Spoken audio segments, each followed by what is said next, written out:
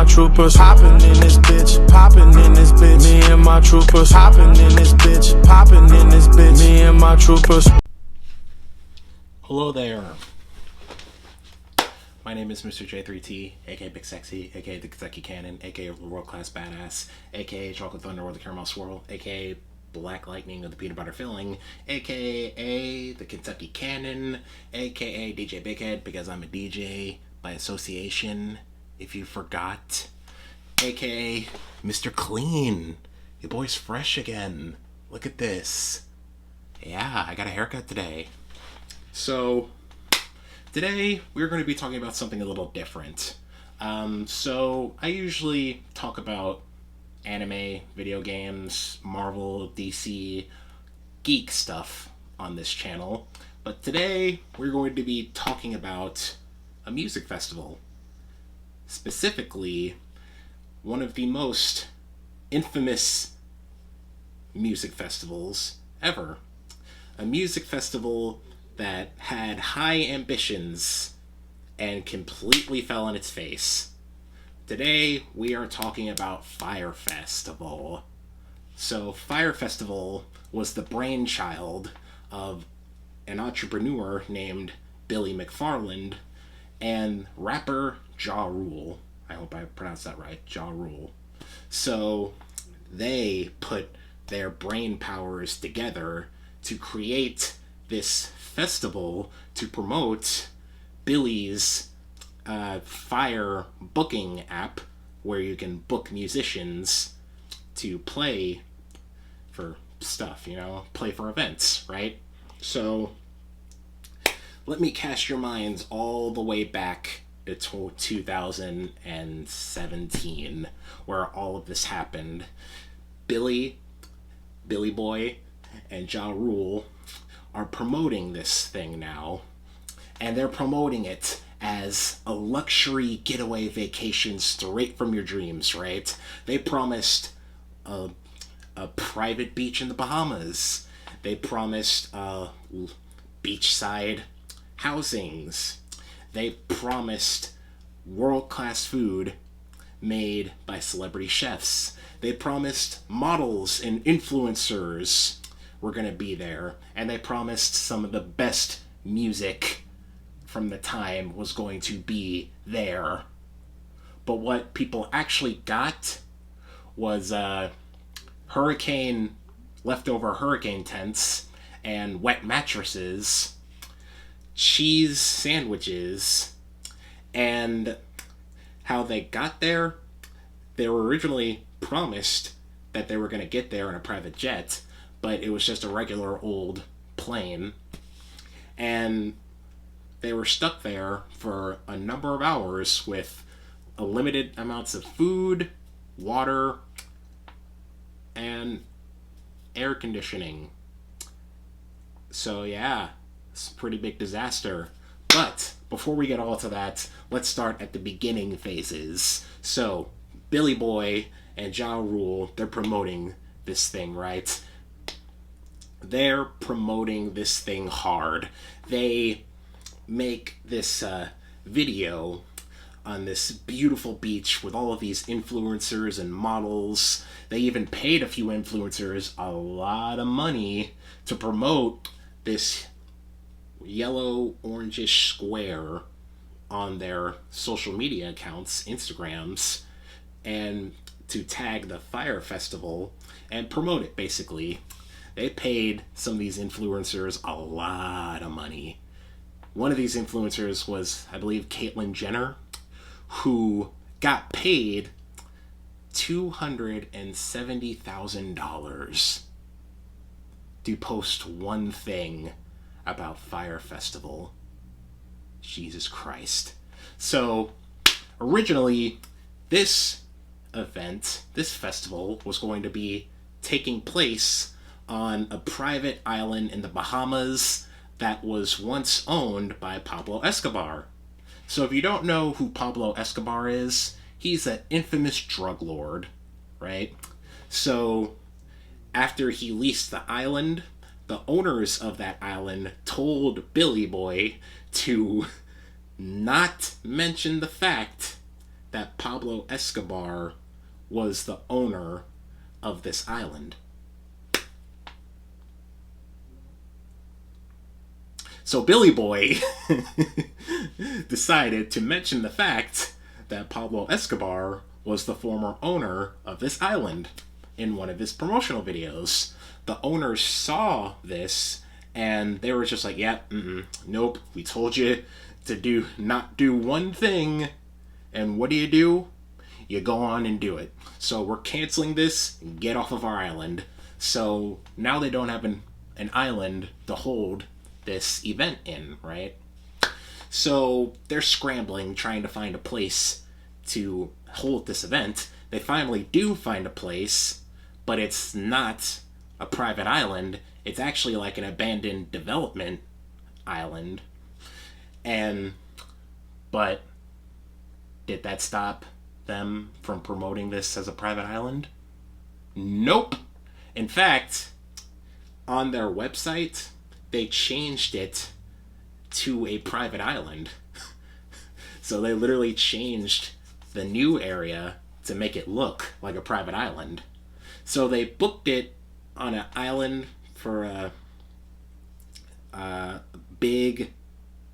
the great, I forget the name of the island. It was a big, I believe it was the Great Escara, I believe. Pardon me if I butchered that name, but yeah. So this raised a lot of red flags, right? First of all, it wasn't the original island that they promised. Second of all, they booked the island on one of the busiest times during that time, which is basically like their Super Bowl, pretty much, where all the hotels and resorts were already booked. And two, they had to scramble to try and turn this abandoned development site into a suitable music festival. So there were a lot of problems, and the promotional team was telling Billy that, like, hey, we should probably step back. We need a little more time, because they only had 8 weeks, right? They only had 8 weeks to prepare and plan for this festival. But to put that in perspective, most music festivals take up towards 2 months to prepare and plan. And they had to prepare an entire luxury music festival vacation in 8 weeks. So they were running into some problems, including the fact that the beachside, they didn't have the luxury beachside houses, right? So they got these hurricane tents, these used hurricane tents, and they just got a bunch of mattresses to just throw in there. And keep in mind, this was far removed from the luxury beachside places, that beachside houses that guests were promised, right? So at this, also to raise some more money, because money was quickly drying up, they had guests wear this wristband, right? And they told guests to preload some money into this wristband, like $500, $300 into this wristband. So basically it was no cash, no card events, right? And he did this to raise some more money for this festival. And what he also did was get investors to invest in this festival. Which is easy, because he literally lied. This man, Big Billy, he lied to these investors, to their faces, to fund Fyre Fest. So at this point, guests were starting to ask questions after they made this last minute change with the wristbands, right? Guests were starting to ask some legitimate questions, like, how are we going to get there? Or where are we going to stay? Stuff like that. Firefest didn't have any answers, though. Fyre Festival, I mean. They had no answers. So guests were starting to get a little annoyed, they were starting to question what they were getting themselves into. And again, Billy's promotional team was like, look, we need to show people where this is actually going to take place, because they're going to find out sooner or later. They will find out. We need to show them what they're actually getting themselves into, and we have to give them the choice if they want to come or not. But Billy decided, you know what? No, I'm not going to do that. I'm not going to think logically and smart. What do I look like? Ew. Ew. So he didn't tell his guests that the island changed. They weren't getting luxury beach houses, and on top of all that, he still had to book talent. So he got some big names, right? Blink-182, the Migos, Lil Yachty, Tyga, some big names in the music industry. And they all pulled out. All of them pulled out. So there was no music. And on top of that, there was also no food, because he fired the catering staff because he couldn't afford the catering staff. So all of these problems, right? And people are still gonna come. So we flash forward. People are eventually going from Miami to the Bahamas, expecting a luxury vacation music festival, right? So when they get to the airport, they don't see a private jet like they were promised. They see just a regular old plane with just a big old Fyre Festival logo slapped onto it. So they fly off. They eventually get on the island, and the guests don't go to the island immediately, because the day before a huge thunderstorm hit and all the tents and all of the mattresses were soaked, right? So they took all the guests from that beach to a little restaurant, where the restaurant is just feeding them alcohol, because remember, like, they don't have money. All their money is in this little band, so they can't pay for food or taxis or nothing. They can't pay for anything. They don't have any money. So eventually people were like, okay, this is weird, but it's fun. They thought it was the pre-party, right? They eventually get there, and they're all in a line, right? Nobody knows why they're in a line. And eventually they're being fed more alcohol, because that's all they had. And there is no music, no musicians, no influencers, because all the famous influencers that was in those ads, all the influencers that Fyre Festival paid to advertise their stuff, they weren't coming. So they were just on an island with practically no food or water, being fed a steady diet of alcohol. So now people are confused, they're scared, and they're drunk. So nighttime falls, and the staff that was there, because there was a limited number of staffs, so Billy decided to hire locals from the island to help out. So they were just like, look, it's a free-for-all. Nobody knows whose tent is whose, so everybody's scrambling to get a tent. Everybody's scrambling to get, like, a dry mattress, because almost all of the mattresses were soaked, right? And when their luggage eventually did come, it was pitch black. It was dark out. So nobody knew where their luggage was. People were just roaming around in the dark with their camera phone flashlights on, just trying to look for their luggage in the dark. People were trying to be the first to get in a tent, and people were literally carrying mattresses, dry mattresses, to sleep on. So it was basically looting, right? The people that actually were trying to make the best out of a bad situation couldn't even do that. You know why? Because there was no influencers and there was no musicians. So all of this is a pretty big disaster, right? And people, understandably, want to go home because they've been there for over 24 hours with little to no food, little to no water, and little to no air conditioning, right? So, like I said before, they did get some food, but they were literally cheese sandwiches. But hey, at least it's something. So, people are understandably mad. They're pissed off that they spent their money on this.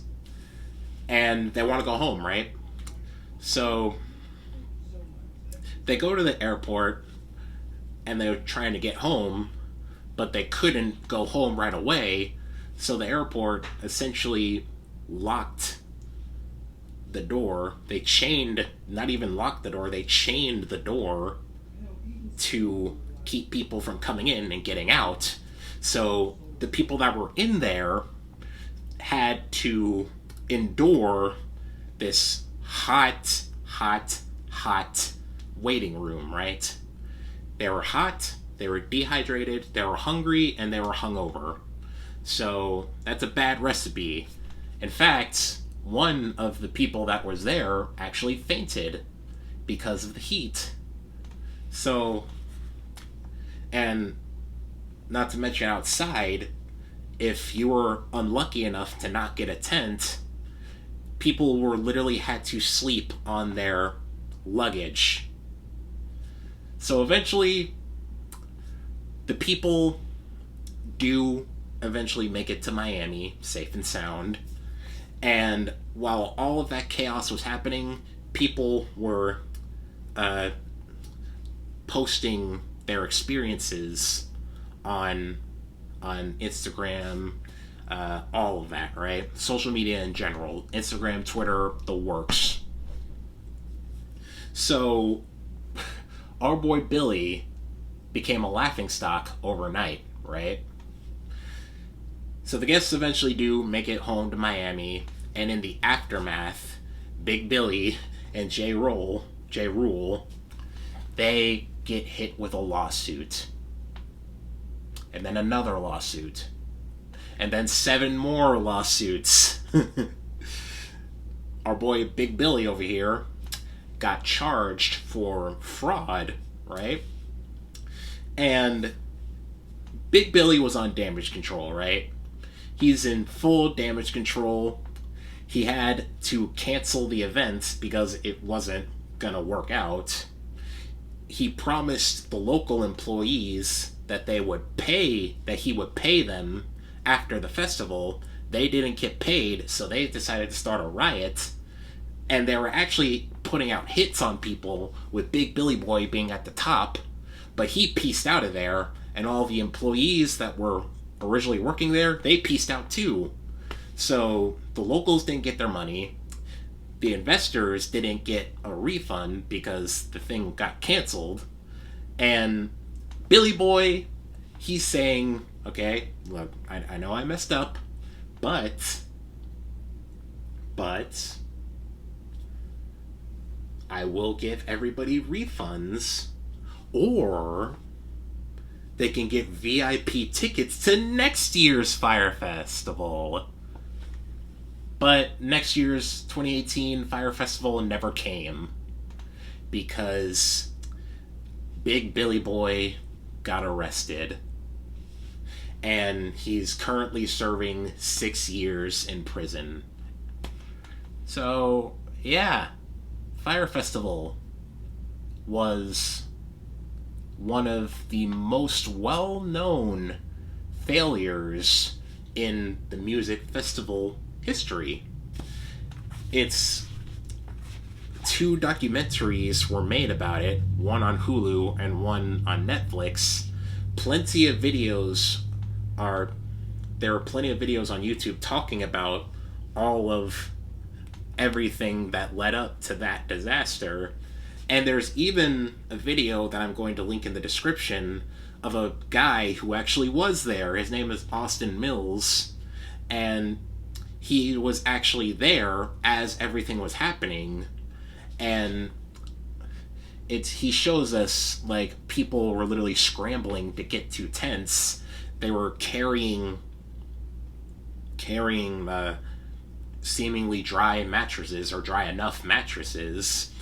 People were scrambling trying to find their luggage. People were in this hot-ass airport trying to get home.